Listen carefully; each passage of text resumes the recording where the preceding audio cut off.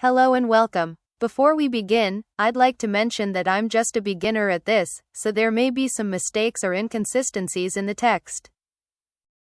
This is my very first passion project, and also my first attempt at making a longer video. I hope you enjoy it, and if you do, please consider subscribing for more in the future. Chapter 6.5 Cristine's View. The basement door shut with a low, final thud. Cristine lingered there, her hand still resting on the latch, listening to the faint echo of his steps fading into the night beyond the window. For a long moment, she didn't move. The air was thick with dust and memory, and the boy's words still rang in her ears. She exhaled, steady but thoughtful, and turned back toward the silent hall. Lone. He couldn't be much younger than herself, perhaps the same age. And yet, while he clawed at the dirt just to survive, she was smothered under silk and marble. Two lives, equally trapped, though bound by very different chains. Her slippers clicked softly on the polished floor as she made her way toward the parlor. Her reflection flickered across the darkened glass of a cabinet. He burns with hatred, raw and unshaped. I burn too, but not for blood. Mine is the fire of suffocation, of duty crushing every breath. The thought lingered bitterly. Her family demanded perfection.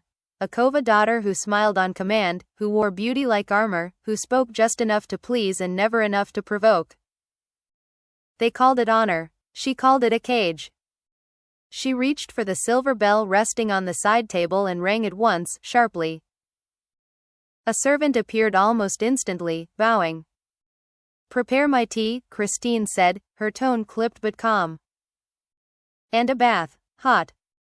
The servant nodded quickly, but in his eagerness, he almost lifted his head too high. Their eyes met. Cristine's gaze sharpened to a blade. "And not a word," she added coldly. The man froze, his breath catching in his throat. For a second, it seemed as though he had forgotten how to breathe at all. Then he bowed so low his hair brushed the floor. "Yes, my lady," he rasped, voice trembling, before hurrying away. Cristine exhaled softly through her nose, the faintest shadow of a smirk touching her lips. "They always do that. Stop breathing," as if a glare could choke the air from their lungs. The tea arrived in a porcelain cup, steam curling into the air. Cristine wrapped her hands around it, savoring the heat against her skin. For a moment, she didn't drink, she simply held it, letting the warmth seep into her fingers as though she could draw comfort from it. When she finally took a sip, the bitterness settled on her tongue, grounding her. "Pathetic, isn't it?" she thought with a faint smile. "A Kova daughter, surrounded by wealth, and the only choice I truly make each day is how I take my tea." The thought lingered softly, a secret admission even she would never speak aloud. By the time she rose, the bath was ready. She stepped into the chamber lit with lanterns, steam clouding the mirrors. The servants bowed and withdrew, leaving her alone with the quiet. Cristine slipped free of her gown, the fabric pooling at her feet in a whisper of silk. She sank into the water, heat enveloping her skin, washing away the dust of the basement and the sharpness of the boy's words. She closed her eyes, head tipping back against the edge of the tub, and exhaled in relief. For a moment, the noble mask fell away. She let herself simply exist, bare, unguarded, body sinking deeper into warmth. A faint shiver ran through her as the heat teased tension from her muscles, and she allowed herself a quiet, private smile. Her thoughts wandered, almost against her will, back to earlier that evening. To the boy standing in her chambers, shifting awkwardly as she handed him her father's clothes. He had kept his gaze down, cheeks tinged red, as if even the air between them embarrassed him. The memory softened her smile, though it carried a trace of mockery. So fierce in his anger, and yet undone by something as simple as a woman's presence. A wolf pup who still startles at shadows. She let the thought dissolve into the steam, her expression settling into calm curiosity. That boy, he has no idea what ocean he's stepped into. He doesn't even know how to swim in a pond. But still, I want to see whether he drowns or learns to rise above the tide. The water embraced her gently, heat wrapping around her porcelain skin in a soothing cradle. Cristine closed her eyes and allowed herself, if only for this brief time, to surrender to warmth and solitude. Tomorrow, the mask would return. Tonight, she allowed herself to feel human. Chapter 7. New Beginnings. Lone pulled himself up through the narrow basement window, the night air cool against his skin as he slipped into the empty street. He crouched low, scanning both ends of the road until he was certain the patrols had moved on. Only then did he straighten, tugging the borrowed cloak tighter around his shoulders. Behind him, the mansion loomed in silence, its silhouette etched against the faint glow of lanterns. For a moment he let his eyes linger on the window he had escaped through, Cristine's sharp words echoing in his mind, mocking and cutting, yet carrying a strange edge of concern. He pushed the thought aside and moved quickly down the street. The rumble of wheels over cobblestone reached him before the carriage came into view. Ronan waited just beyond the checkpoint, the dark frame of the wagon half swallowed by shadow, lantern light catching the harsh lines of his face. About time, Ronan grumbled as Lone drew near. I've been sitting here longer than I care to, thought you'd gotten yourself caught. Lone climbed into the carriage, the leather seat creaking beneath him. I managed. I met her. Cristine Kova. Ronan's brow lifted. Kova, eh? That's a bold door to knock on. A faint curl touched his lips. And how'd the girl receive you? She gave me clothes, Lone muttered, fingers tugging at the hem of the tunic as if it mocked him. Not what I expected. She was different. Ronan chuckled low in his throat. Different, aye. And now you've got something decent to wear, that's one less problem on my list. But don't mistake her for some gentle soul. Cristine Kova's not a name you toss around lightly. Lone frowned. What do you mean? You'll see soon enough, Ronan said simply, flicking the reins. The horses lurched forward and the carriage rattled into motion. They rode in silence as the grandeur of the square faded behind them, stone arches giving way to narrow streets, and narrow streets giving way to patched walls and crooked alleys where lanterns burned dimmer. The city's gilded mask was slipping, revealing its harsher face. At last, Ronan pulled the carriage to a halt before a squat warehouse wedged between two leaning buildings.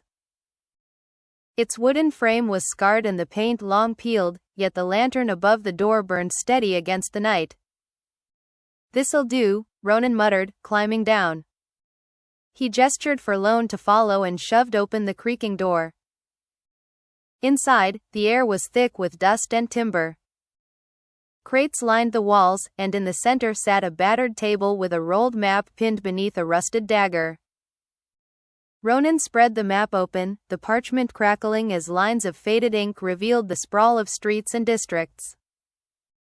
Here, he tapped near the center. That's the square. This is where we are now. His fingers slid along the path they had taken. You'd better start memorizing it. Lone leaned closer, tracing the lines with his eyes. You want revenge? You want survival? Ronan's voice was steady, carrying weight. Then you need to know this city like your own skin, every alley, every market, every face. The square doesn't forgive ignorance. He rolled the map back up and pressed it into Lone's hands. Study it, walk the streets, watch how people move, how the guards patrol, how the nobles waste coin, how the rats steal. Learn their rhythm, because if you don't, the city will eat you alive. Lone gripped the map tightly. The task sounded simple, but he knew it wasn't. Ronan clapped him on the shoulder. Rest tonight. Tomorrow, the city is your classroom. Morning. The first light of dawn slipped through the cracks in the warehouse boards. Lone stirred on the makeshift cot Ronan had dragged in the night before. His muscles ached, the dust stung his throat, yet it was shelter, and that was enough. He stretched, joints popping, then dropped to the floor. For days he'd had no time for the rituals that kept his body sharp. Now, in the stillness of the warehouse, he pushed himself through them.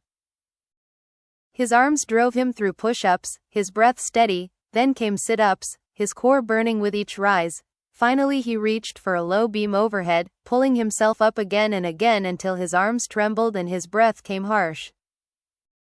Sweat streaked down his brow, his muscles alive with strain.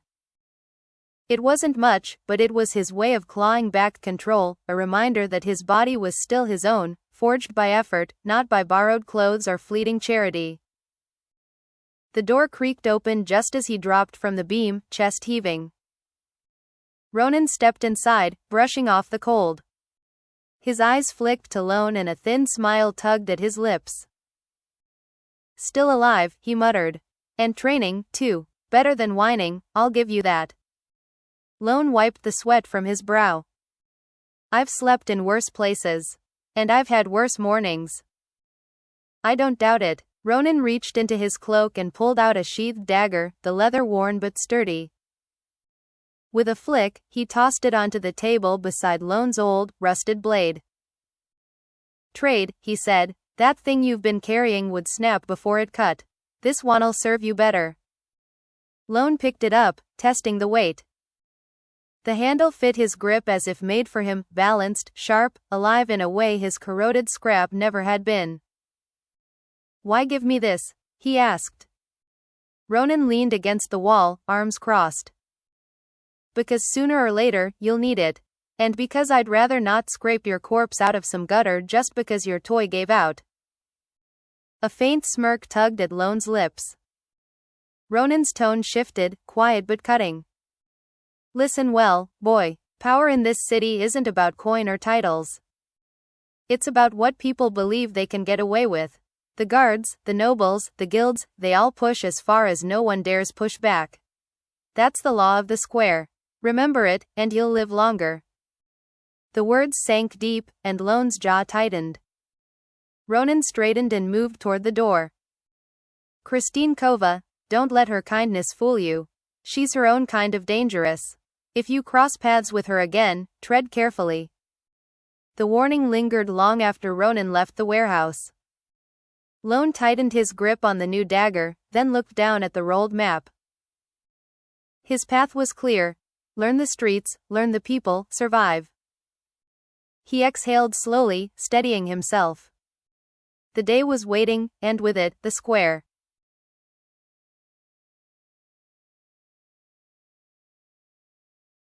Chapter 8, Foundations. Lone slipped out of the warehouse just after dawn, the map pressed flat against his chest beneath his tunic. He didn't dare take it out in the open, not here. Staring at parchment in the middle of the square would make him look like a fool, or worse, an outsider with something to hide. The cloak Ronan had given him lay folded back on the cot. It would only draw more stares, and Lone wanted none of those. Better to look plain, forgettable. The streets greeted him with a quiet hum that slowly swelled into a roar as the city woke. Doors opened, servants swept steps, carts rattled over stone. Lone walked with his head lowered but his eyes sharp, drinking in every detail. Children in fine tunics chased one another across a clean courtyard, their toys carved from polished wood. Lone's chest tightened. One of those little figures could have fed a family back in the slums. He moved on quickly. The smell of baked bread and roasting meat tugged at him before he saw the stalls.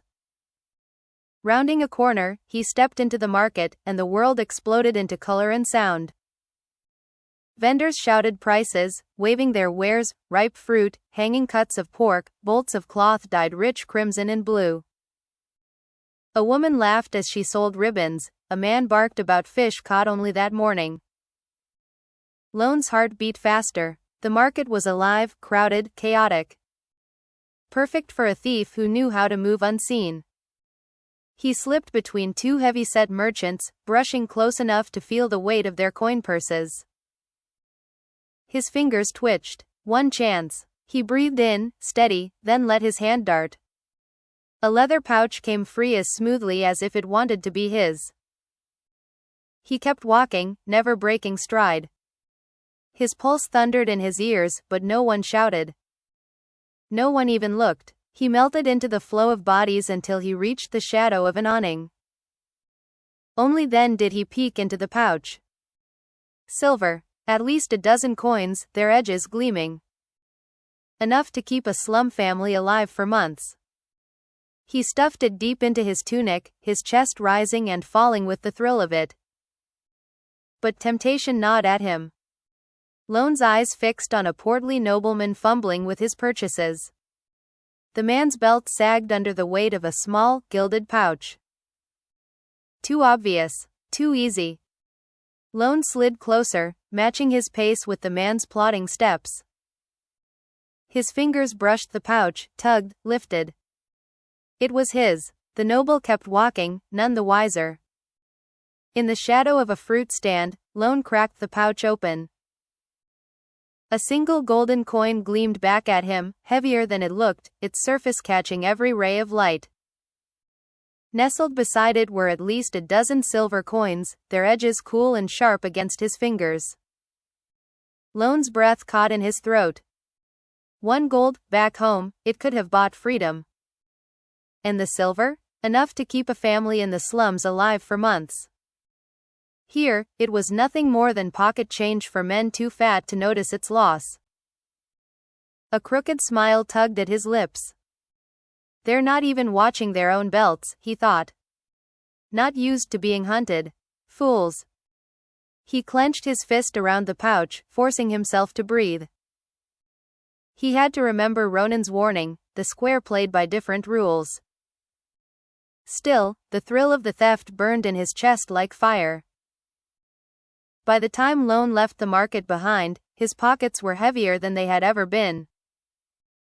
The pouch pressed against his ribs, the weight of a fortune by slum standards.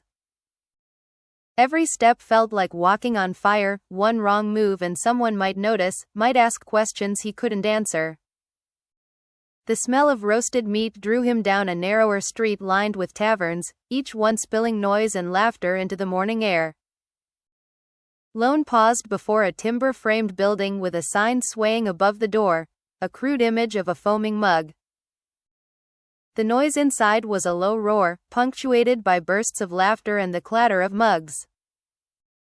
He hesitated, then pushed inside. Warmth enveloped him at once, firelight flickering across wooden beams, the smoky air filled with the scent of spilled ale and meat sizzling in fat. Tables crowded the room, every one of them alive with conversation. Merchants argued over coin, travelers boasted of roads they had conquered, and nobles' servants laughed at crude jokes they would never dare tell their masters. Lone slid onto a bench near the wall, trying to appear casual. He wasn't used to sitting indoors with so many strangers pressed close, the noise rattling his head. A woman approached, a tray balanced on her hip. She was sharp-eyed, her auburn hair tied back with a rag, her sleeves rolled to the elbow. "What'll it be?" the maid asked briskly. "Food," Lone said, his voice flat, "and a drink." She gave him a look, quick, assessing. "Ale, then?" He nodded. "Right," she said, scribbling a mark on a slate she carried. "I'll bring you a plate." When she returned, the tray landed with a soft thud on his table. Lone blinked at the sight. A slab of roasted pork, glazed with honey and herbs, sat beside a thick slice of soft white bread and a steaming bowl of vegetable stew dotted with chunks of meat. A mug of dark ale sloshed as she set it down. The smell alone nearly undid him. Lone dug in, tearing at the bread, scooping stew with it, shoving mouthfuls between gulps of pork. The flavors burst against his tongue, savory, rich, spiced in ways he couldn't name. Every bite felt like blasphemy against all the nights he had gone hungry, all the scraps he had fought for in alleys. The maid returned, her eyes narrowing as she caught him mid-bite, grease slick on his fingers. "Not from around here, are you?" she remarked, half amused. Lone froze. "Why?" "You eat like a starving wolf," she said, cocking her head. "Folk here take their time, use a knife, a fork. You've got none of that." His mind raced. Lone forced a crooked grin. "Grew up near the docks," he lied smoothly. "Out there, you don't wait. You eat before the rats do." The woman snorted, shaking her head. "Well, you'll fit right in then." She turned, laughing under her breath as she moved to another table. Relief washed through him, but it twisted into shame as he noticed the glances from nearby patrons. A merchant in a fur-lined coat raised an eyebrow at him before returning to his stew. Lone hunched lower over his plate, forcing himself to slow down. He copied the way others cut their food, the way they lifted mugs and toasted each other before drinking.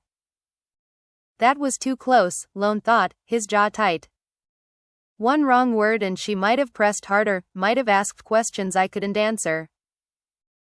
I can't afford mistakes like that. Not here, not when a slip of the tongue could cost me my neck. He forced himself to listen instead of eat. At the next table, two merchants whispered about a shipment of iron being taxed double by the guild, their voices bitter with resentment. A pair of guards nearby muttered complaints about their captain, one of them swearing he'd rather guard pigs than stand another day at the east gate. Further down, a servant bragged drunkenly about his master's wealth, boasting of wine cellars larger than most inns. Information flowed as freely as the ale.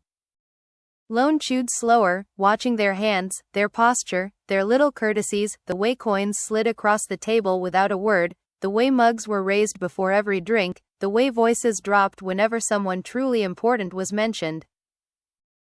They don't even realize what they're giving away, Lone thought. Back in the slums, words were worth less than dirt. Here, they could be the difference between life and death. By the time the plate was empty, his stomach felt full for the first time in years. He leaned back, savoring the warmth spreading through him. The best meal I've ever had, Lone thought. Worth every stolen coin. Then the maid returned, dropping a small wooden tally on the table. "That'll be 4 silvers." Lone stared at her, stunned. 4? He repeated, voice flat. She raised an eyebrow. "That's the price. You planning to argue, boy?" He dug into his pouch, fingers brushing the silver coins, and slapped 4 of them down. The sound was sharp, final. The maid scooped them up and walked away without another word. Lone sat frozen. 4 silvers. 2 months' survival in the slums, gone in a single meal.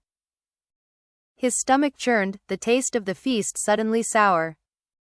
"This place will bleed me dry," he muttered under his breath.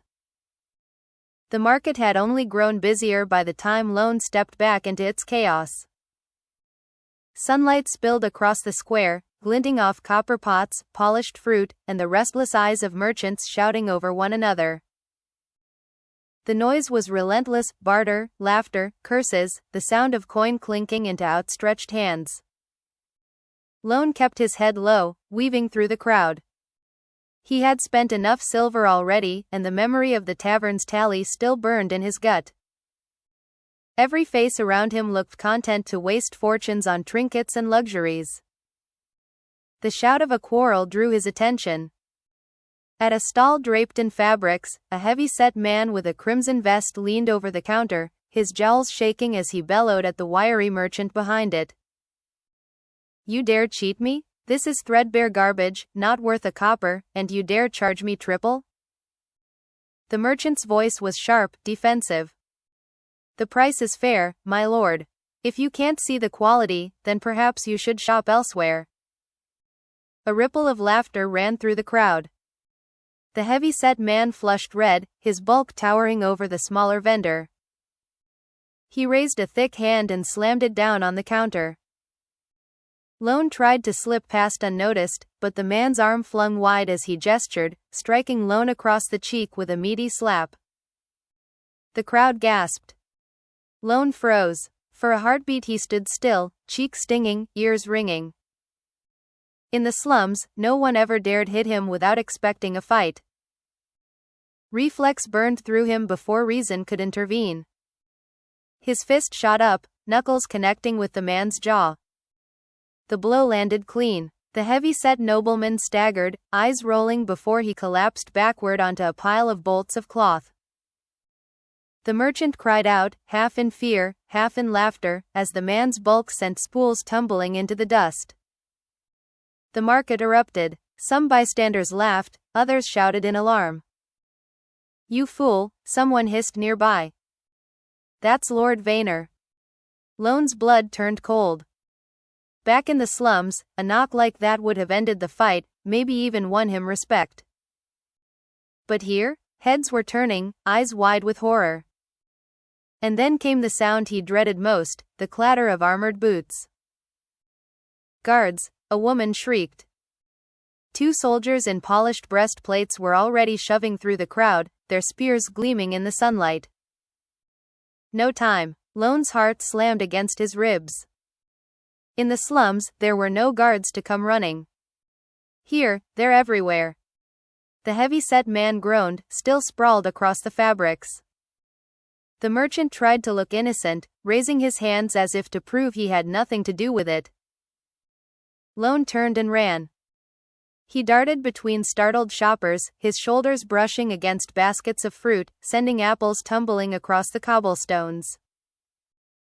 A vendor cursed, a child cried out, the guards shouted for him to stop, but Lone was already moving, already disappearing into the crush of bodies. Every step pounded with panic. "I can't let them catch me. Not here. Not now." He shoved through a narrow gap between two stalls, knocking over a stack of wooden crates, and ducked into a side alley. The noise of the market faded behind him as shadows closed in, the air suddenly cooler, the walls pressing close. He pressed his back against the damp stone, chest heaving, sweat dripping down his brow. His hands trembled, not from fear, but from the memory of the strike, the way the man had folded under his fist. In the slums, it would have been a victory. Here, it might be a death sentence. The alley pressed in around him, damp and dark, the only light a sliver of sun breaking over the rooftops. Lone tugged the folded map from beneath his tunic and tried to make sense of the lines. The parchment rustled in his trembling hands, the marks blurred in the shadows. He could barely see a thing, but it was enough to guess his bearings. If he followed the narrow path through, he should end up somewhere near the quieter streets. He slipped the map away and pressed forward, squeezing between walls until the passage tightened into a dead end. A high wooden fence barred the way. Lone's jaw clenched. So much for an easy walk. He crouched, then sprang upward, his fingers gripping the top of the fence. With a grunt, he hauled himself over and dropped silently on the other side. The landing startled a pair of cats crouched near a stack of crates. They bolted with startled yowls, their tails puffed as they vanished into the shadows. Lone smirked despite himself. "Better them than me." He moved quickly now, slipping through another narrow gap and vaulting a second fence, this one stone and lower. His palms scraped rough mortar as he pulled himself up and over. Each obstacle pushed him closer to where he needed to be, away from the shouts of the market, toward someplace calmer. At last the passage opened, and the change struck him like a slap. Gone was the chaos of the market. Here, the world seemed hushed, ordered. Stone houses lined both sides of a broad, clean street, their windows framed with shutters painted in soft colors. Freshly swept walkways stretched ahead, flanked by manicured patches of grass. Trees stood tall, their branches heavy with green leaves that shimmered in the late sun. Some bore fruit, apples, perfectly round, gleaming red as jewels. Lone slowed, his breath catching in his throat. In the slums, the ground was nothing but mud and dust, the only trees gnarled skeletons that never bore fruit. His hand reached up before he could stop himself. He plucked an apple, turning it in his palm. Its skin was flawless, smooth and shining, without a wormhole or bruise to be found. He bit into it, the crisp flesh snapping beneath his teeth, juice spilling across his tongue. Sweet, almost impossibly so. This isn't food, he thought. This is luxury carved out of the earth itself. The tunic clung to him as he walked, its green fabric too fine, too well stitched. Lone's eyes darted across the street, to the quiet houses, to the neat rows of windows. The doubt gnawed at him again. Ronan's clothes stand out. Everyone here knows what fine fabric looks like. They'll notice if it doesn't fit the man wearing it. Was it Cristine's cast-off? Or did Ronan gamble too much on me looking the part? The thought soured the sweetness of the apple. I can't wear this forever. If I stand out, I'll be hunted. I need something plain, something that doesn't scream who I am or where I came from. His steps quickened, boots striking stone in a steady rhythm. The longer he lingered in this place of quiet wealth, the more his skin prickled. He didn't belong here, not among flowers that bloomed without being stolen, not under trees that bore fruit for anyone who wanted it. He reached the edge of the street and slipped into a narrower road that bent back toward the heart of the city. The luxury gave way to something different, not slums, not filth, but a working district. Warehouses with shuttered windows, smoke-stained workshops, rows of plain stone houses where laborers lived shoulder to shoulder. The air smelled of iron and wood shavings, not perfume and honey. Lone's pulse steadied here. It wasn't beautiful, but at least it felt closer to something he understood. By the time the warehouse came into sight, shadows had stretched long across the ground. Lone tightened his grip on the apple's core, still half-eaten, as if it were proof of another world. He shoved it away and quickened his pace. Cristine was right, he thought bitterly. This place isn't like the slums. If I don't learn their game, I'll lose mine. And losing here doesn't mean going hungry, it means ending up in the dirt. He ducked into the warehouse, the door creaking shut behind him. The silence inside pressed close, familiar now, almost safe. The warehouse was quiet when Lone slipped inside, the heavy door groaning shut behind him. He waited for a moment, listening, only the creak of wood and the faint drip of water somewhere in the rafters. He walked to the rickety table near the cot and began emptying his pockets. One by one, he laid everything out, the pouch of silver, the single gold coin, the dagger Ronan had given him, and the worn knife he no longer trusted but still carried. Last came the folded map, its edges frayed from handling. He stared at the small collection. Coins gleamed faintly in the lantern light, the weapons dull but serviceable. It wasn't much, not compared to the wealth he had seen today. But it was his. Not much, Lone muttered under his breath, but we need to start somewhere. He dragged a hand across his face, replaying the day in flashes. The thrill of the market, the taste of the tavern's food. The close call with the maid, the heavy-set nobleman sprawled unconscious on the cloth stall, the guard's boots clattering behind him, the silent streets lined with perfect houses and trees that bore fruit like treasures. It all pressed on him, sharp and heavy, but he forced it aside. Thinking too much was dangerous. Instead, he stood and stripped off his cloak. His muscles ached from the day's running, but the meal in his stomach burned like fuel. He dropped to the floor. Push-ups, sit-ups, pulls against the warehouse beam. His body moved on instinct, sweat soon dripping down his brow, muscles trembling with effort. He didn't need to run tonight, he had already run enough for 10 men, but this he could control. Each repetition beat the chaos back, turned the day's confusion into something solid, something his body could use. By the time he finished, his chest rose and fell in ragged pulls, but he felt stronger, steadier.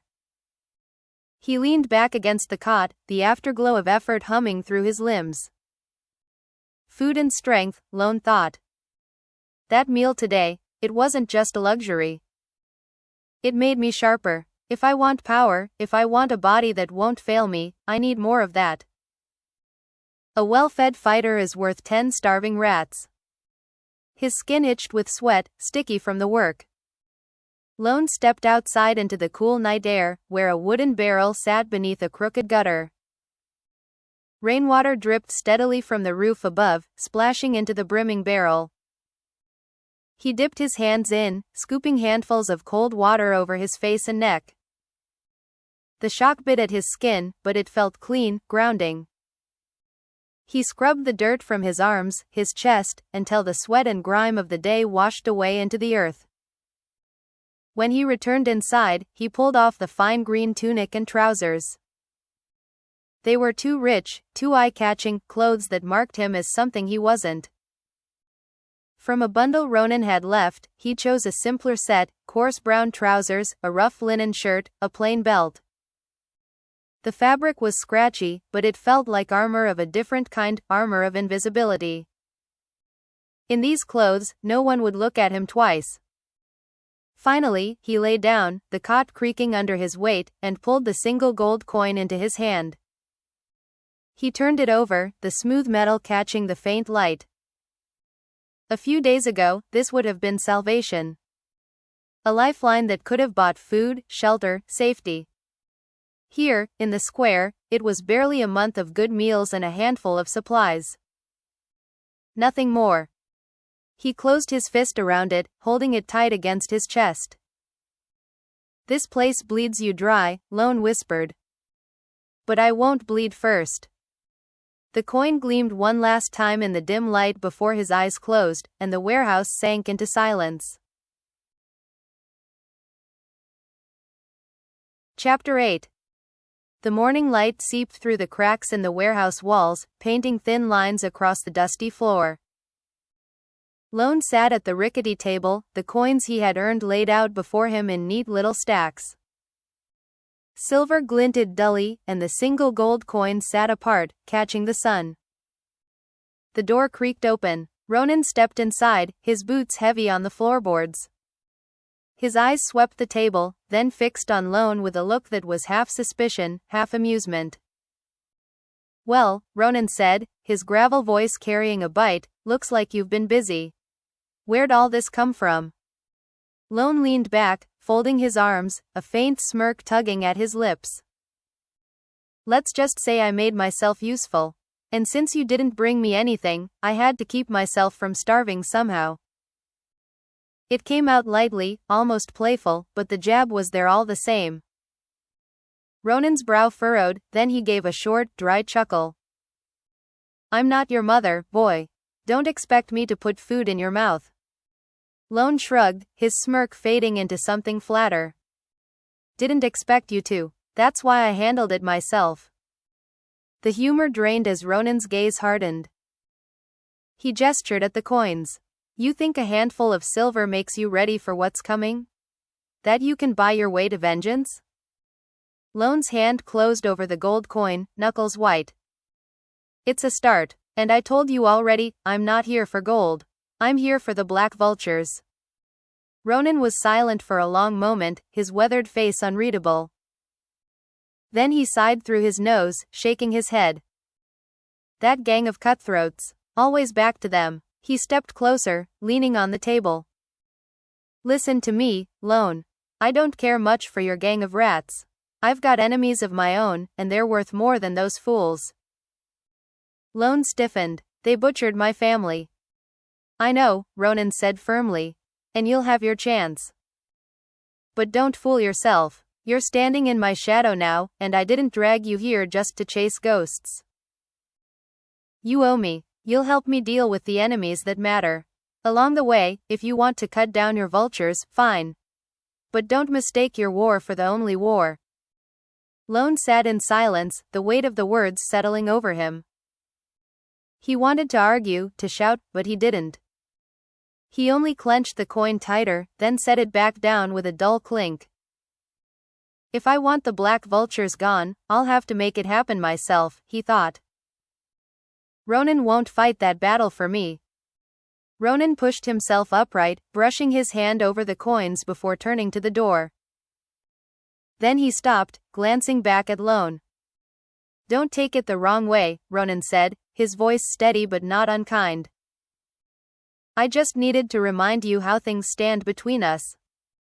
Lone gave a short nod, the tension in his shoulders easing slightly. You want to be useful? Then listen.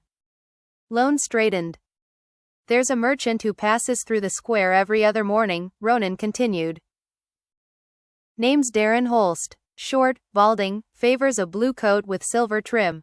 He runs a shipping business, grain, cloth, sometimes ore. On the surface he's as clean as they come, but I don't buy it. Men like him always have rot underneath. What do you want me to do? Lone asked. Watch him, Ronan said flatly. Don't speak to him, don't touch him, don't let him see your face. Just follow. Where he goes, who he talks to, what he does when he thinks no one's looking. Bring me that, and we'll talk about what comes next. Lone's pulse quickened. It wasn't vengeance, not yet, but it was something real, his first assignment, his first test. That's it? He asked, almost surprised. That's it, Ronan confirmed. He stepped closer, his eyes sharp. But understand me, if you're seen, if you draw attention, the whole thing's wasted. Out there, you're a shadow, nothing more. You slip in, you slip out, and no one remembers you were ever there. Fail that, and you're no use to me. Lone nodded slowly. I can handle that. Ronan's mouth twisted into the faintest hint of a smirk. We'll see. The man usually stops near the southern market after sunrise. Be there tomorrow, and keep your eyes open. The old man left, his cloak whispering against the floorboards. Rest up, clear your head. Tomorrow you stop being a rat in the gutter and start learning how to hunt. The door closed behind him, leaving Lone staring at the coins still scattered across the table. His hand brushed over the gold, then clenched into a fist. My hunt starts with the vultures, he thought. But first, I'll play Ronan's game. If it gets me closer, then so be it. The next morning, Lone was already moving before sunrise, slipping into the flow of workers and merchants that flooded the southern market. It didn't take long to spot the man Ronan had described, Darren Holst, short, balding, wrapped in a blue coat with silver trim. Lone kept his distance, watching as Holst barked orders at porters, traded words with other merchants, and pressed a pouch discreetly into a dockworker's hand. There was something hurried, almost nervous, in the way the merchant carried himself, but Lone didn't press closer. He remembered Ronan's warning, be a shadow, nothing more. Later, hunger twisted in his gut. Holst had vanished into a large stone building, and Lone took note of its location before turning away. When he returned to the warehouse, Ronan was waiting. Well? The old man asked. I followed him. Market, warehouses, some exchanges on the side. Looked like business, but not the clean kind. Ronan gave a satisfied grunt. Good enough. You watched, you remembered, and you didn't get caught. That's all I needed from you. By midday his stomach growled louder, and he chose a tavern tucked between two tall houses, its sign a faded carving of a tankard. Inside, the air was thick with roasted meat and ale. Lone found a corner table, back to the wall. The serving girl appeared, apron stained, hair tied back. What'll it be? Food, Lone said, then added, something filling. She returned with roast pork, potatoes swimming in butter, bread still steaming, and a foaming mug of ale. Lone stared at the meal. Slow down, watch, copy them. Don't act like you've been starved all your life. He ate with knife and fork this time, forcing himself to mimic the rhythm of the others, drink, chew, pause, speak. The pork was tender, rich with herbs, the potatoes soft and buttery. It was the best food he had ever tasted. The serving girl passed again, giving him a small approving nod. Lone felt a spark of pride. Better, learning. He was nearly finished when trouble arrived. A young man in fine clothes, cheeks red from drink, shoved past a servant and stopped at Lone's table. His belt gleamed with silver trim, his slicked back hair shone with oil, and his eyes carried the lazy arrogance of someone who had never gone hungry. "You," the youth sneered, jabbing a finger. "I've seen you lurking here. You don't belong." Lone thought of Cristine and her razor-sharp tongue. He let his mouth loosen. "I don't belong? You're the one parading around like a clown in your daddy's clothes. Sit down before you trip over your own ego." The boy blinked, caught off guard. Murmurs rippled through the tavern. He leaned closer, breath hot with ale. "Careful, rat, you don't know who you're talking to. I could have you thrown out with a snap of my fingers." Lone barked a laugh. "Then do it, snap those soft little fingers. Or maybe they only work when you're counting coins someone else earned." Chuckles grew louder. The boy's cheeks burned crimson.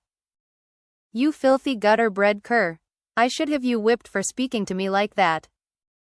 Lone's smile turned cold. "Whipped? Gods, you can't even hold your drink. The only orders you've ever given were to servants wiping your ass." The tavern roared with laughter, mugs pounding tables. The young man shook with rage, grasping for words. At last he snatched Lone's plate and flung it to the floor. "Enjoy your scraps, rat." He spun, then lunged back, fist raised. With a sloppy roar he swung for Lone's jaw. Lone dipped his head just enough. The punch sliced air, and the youth's own momentum sent him sprawling to his knees. The tavern erupted, laughter rolling like thunder. Lone leaned back, voice calm but sharp. "Careful, you'll hurt yourself fighting the air." The boy scrambled to his feet, face burning. At the doorway he shouted, "Fuck you, peasant. This isn't over," before storming into the street.